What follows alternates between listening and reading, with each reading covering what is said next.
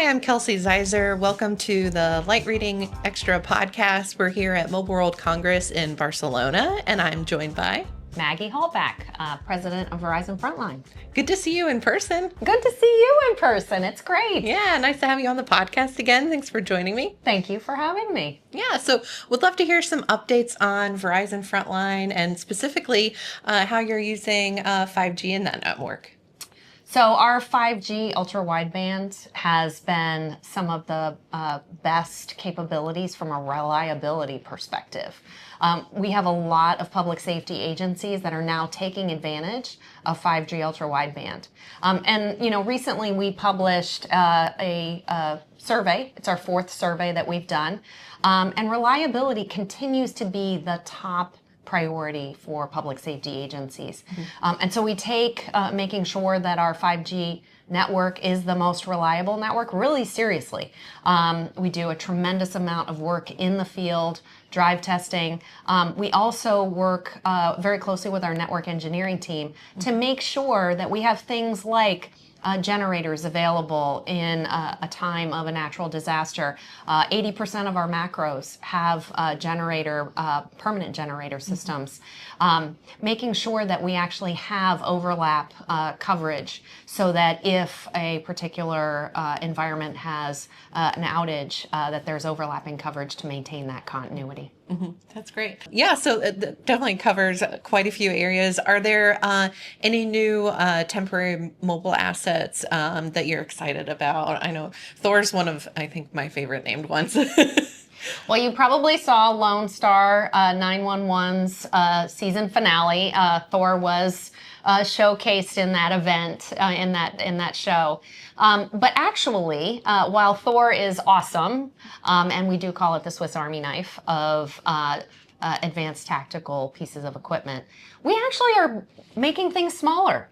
And what's amazing is as the technology modernizes, the ability to actually pack it into a much, much tighter, smaller environment is possible.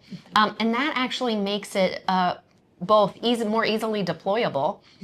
We can actually create more of it because it is more cost effective. And so when we were supporting the Super Bowl, we actually had in one of our tow-behind trailers about a dozen pieces of equipment called RRCUs, which actually are just as powerful as a spot trailer. And they can actually provide coverage to support events that need either augmented capacity or coverage in areas where there might not be coverage today. Yeah, it was. I had the opportunity to tour the Superdome, which was great, and see some of the permanent assets. But of course, it's helpful when you have crowds at large to have some of those temporary assets as well. Well, and the nice thing about what we did in New Orleans was spent 2.5 years building out the network capacity, but we also were able to bring in support of New Orleans PD, in support of Louisiana State Police, in support of several federal agencies, a lot of these deployable assets so that we could actually go into spaces where typically there aren't a lot of people congregating, for instance, in the wait lines outside of the Superdome. There was a whole corridor of streets that were closed where people were queuing to get into the stadium and go through security.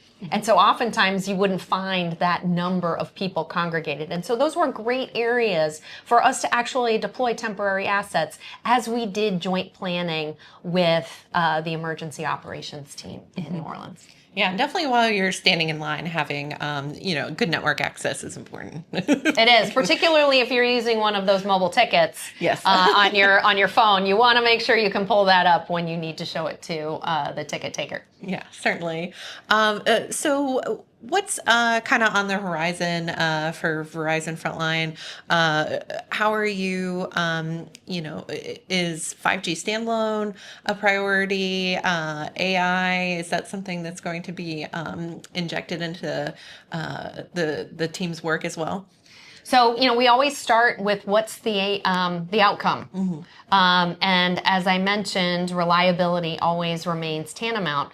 But what we also heard in our survey was the importance importance or increasing importance of data-driven insights. Oftentimes in public safety, data was used kind of as a retrospective. It was used for evidence. It was something that you collected after an event to try and piece together maybe how something unfolded. And that is still important. That's really how a lot of real-time crime centers were structured, was let me get a lot of video intelligence that I can then pull down after an event so I can piece together what might be going on or what may have happened. Now what we're finding, particularly with the presence of video coming through on body cameras, often real-time, or actual diagnostics, maybe from a firefighter who might be in a burning situation, being able to monitor their biometrics, and also ensuring that both the community, if they're calling into 911, the dispatch is getting rich and enriched information so that they can actually get that to the first responders that are either deploying or on scene. And a lot of that data intensive workload has to be done very intentionally with the applications that the public safety agencies are using. So there might be a 911 system. There might be a fusion type system that you're using for the consolidation of a lot of data sets into a single pane of glass. Those actually are real-time insights. And that's where we see network slicing as a very important use case. So not all slices are the same. And we have been working very closely. I think we've done some kind of press releases on some of the trials we've been doing with some very specific slices, one specifically with Axon, to show how both upload and download speeds are actually critical to being able to provide those real-time insights. And the slices are specific to the application. That is very different from priority and preemption that we've had since 2019. So at Verizon, public safety is the most important priority. And so priority and preemption allows our public safety agencies to get what we would characterize as the HOV lane on the network. That ensures that their workloads are prioritized above all else. And if we get to a point where the network is congested, we can actually preempt consumer traffic to ensure that the public safety traffic gets through that HOV lane. Network slicing is very specific to applications. And so we are working very closely with several public safety application providers to optimize the network so that their application is performing exactly as required, so that the quality of the experience for driving real-time insights is achieved at the point at which that data is needed.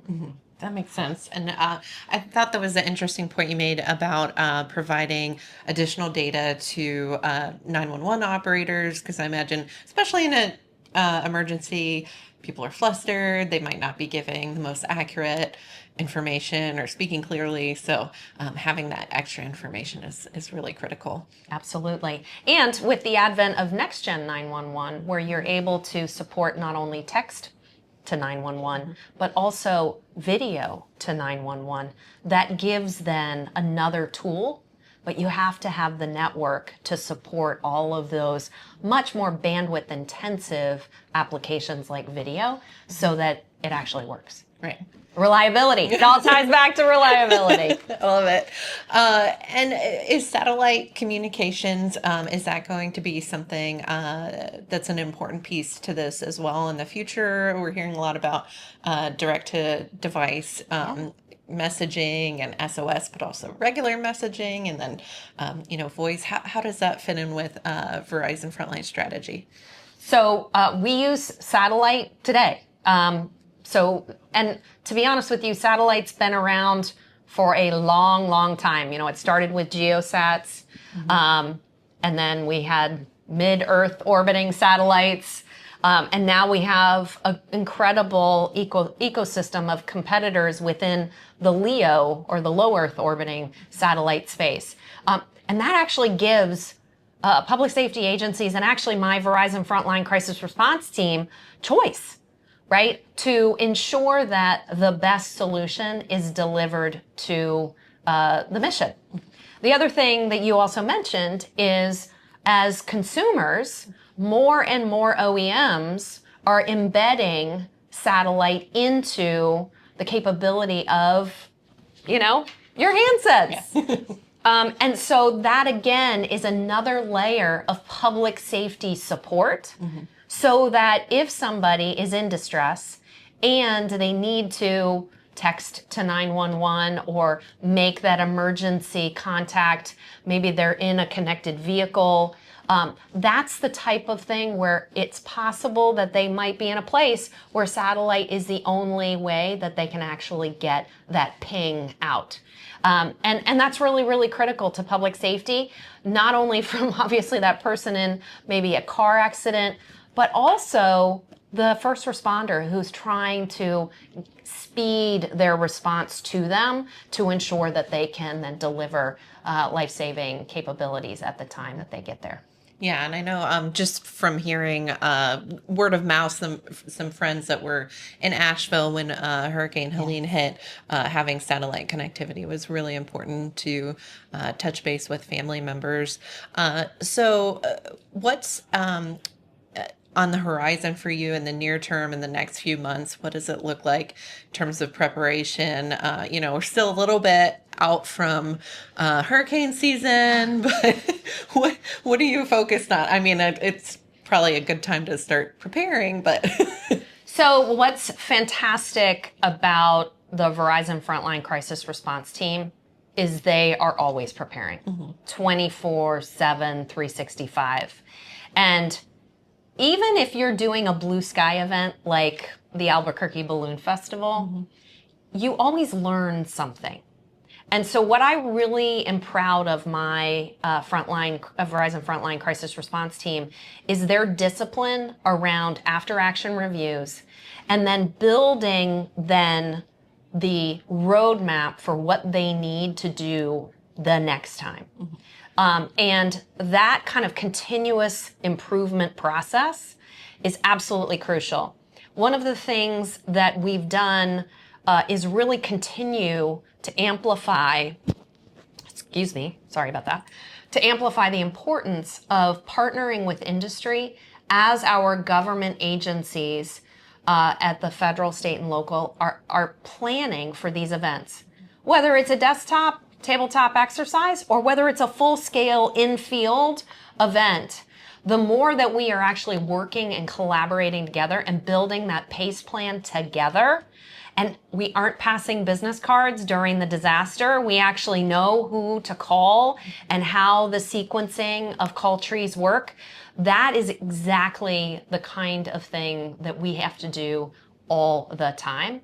And I'm very proud of the team for being able to do that on a regular basis. So while I will never say we're fully prepared, because you never know what's going to come at you, I will say that this is a team that is 150% committed to our public safety agencies, full stop. And they will do what is in the best interest of the community. Yeah, excellent. Glad to know that they're there in the event of an emergency. Well, Maggie, thanks so much for meeting with me. It's been a pleasure. I'm so glad we got to see each other in person, and thanks for joining the podcast again. Thank you.